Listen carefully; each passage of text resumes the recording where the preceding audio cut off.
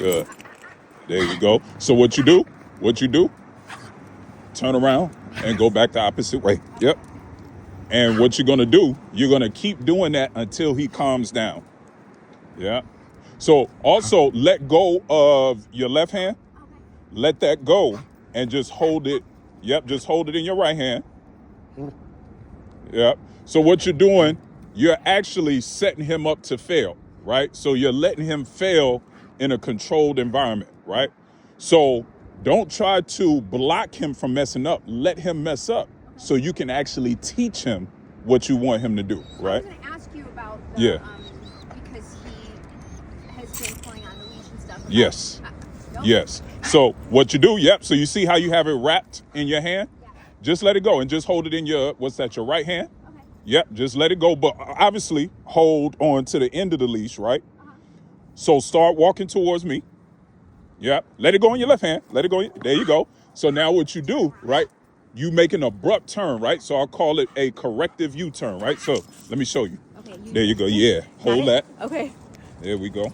So again, I'm going to allow him to mess up. Uh-huh. So I can actually teach him what I want him to do, right? So as I start walking, he gets out in front, just like that. Now it sounds worse than what it is. Okay. Right? It's almost like when someone startles you, right? He wasn't expecting it, but that's what I want. Okay. Because he has to learn, right, that behavior is not acceptable. Okay. So sometimes we have to startle him out of it, right? I have to stop. I've gotten some different or not good advice. Please sit the other way. Oh, this way? Yes. Sorry. Yeah, it's okay. It's okay. I've got some different or advice from different people that I have to erase. Yes. Yeah. So they always say to bring them in, and so you have more control this way, and you don't have control when they're that far ahead of you. So especially when, I'm glad we're talking about this ahead of time, because especially when there's two dogs that are going to come together, same thing. So in that situation, obviously when the space is smaller, you have to control it a little bit more, but the concept is the same. Yeah. So you don't want to give him so much space to where, obviously he can go and maybe a dog fight can happen. Yeah. But you still want to give him enough space to fail. Right. Right?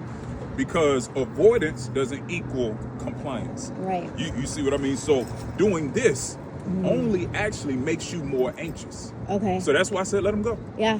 Because doing this, he can actually read, and that was a part of his problem with Valerie.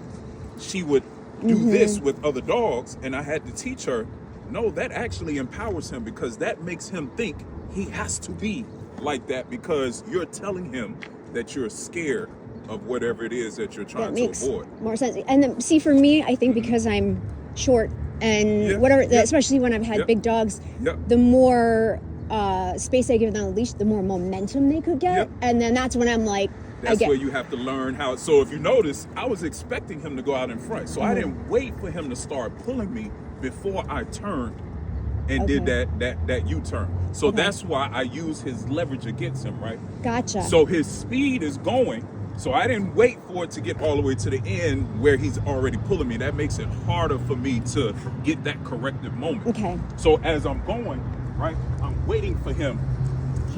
He's happy to see you. Well, but you see now he's paying attention, right? Yep.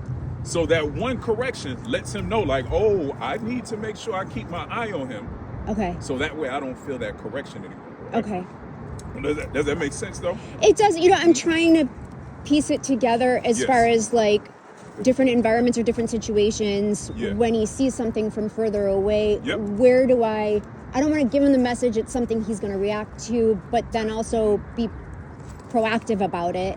I don't, that, and the difference of when someone comes into our home and making eye contact versus an uncontrolled environment where I can't tell someone not to pay attention. That's where you have to be hyper aware. Yeah. You have to be hyper aware until you get to the point where you're comfortable knowing that you're in control. And that is hard. It's hard because you don't want him to mess up. Right. But it's kind of one of those things where you have to allow that space to mess up, but at the same time, try your best to control right. where it doesn't get out of hand. Right. And it's a hard balance. Yeah, It is. It takes confidence. That's the biggest thing. It takes confidence. I'm learning that. Yeah. It does take confidence. You know, so I don't want to make it seem like it's such an easy thing to grasp. Okay. But more of it is you than it is him. I know. You see what I mean? I see that now, yeah. Yeah, so, and that's the biggest thing. Once you realize, like, oh, okay, I'll put it to you like this, right?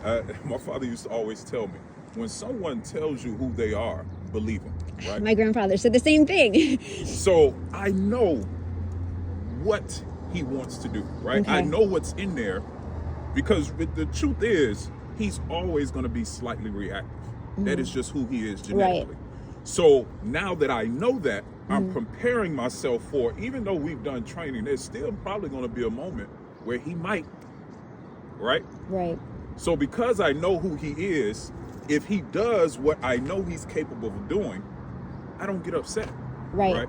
Because he's already told me who he is. Right. You see what I mean? So now it's up to me to be prepared for the situation. Okay. So it does require some, I don't want to say hypersensitivity, but you do have to be more aware. Right. You know, that's just the reality of it. You do have to be more aware.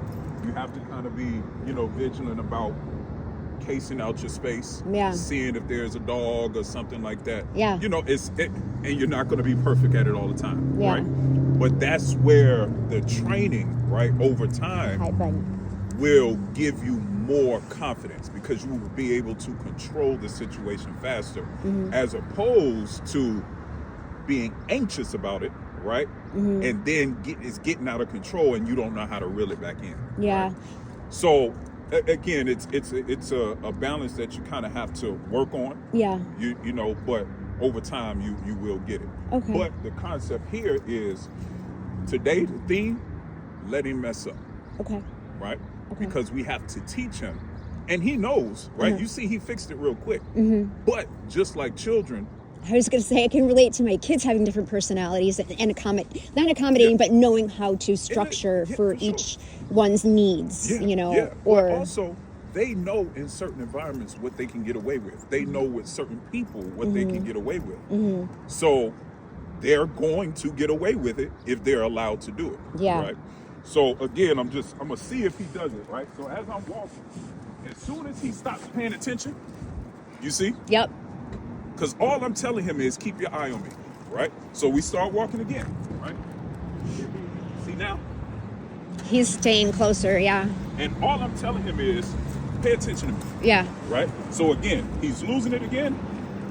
Let me get the leash here, right? So he smells something over there. Nope. Come back over here, right? And I'm just gonna walk back a little bit just so I can get on my pace. Okay. And then we start walking again, right? As soon as his pace gets faster than what I want, that's when I do that corrective stop or abrupt stop or the corrective U-turn. Same thing, slightly different, just depending on the situation. I do a corrective U-turn when he's super excessive, right? Okay. So if he's running and he's about to drag me, I have to use that leverage against him. So that's when I just totally turn and go the opposite way. Okay. But if he's going a little bit faster than what I want, I'll just stop.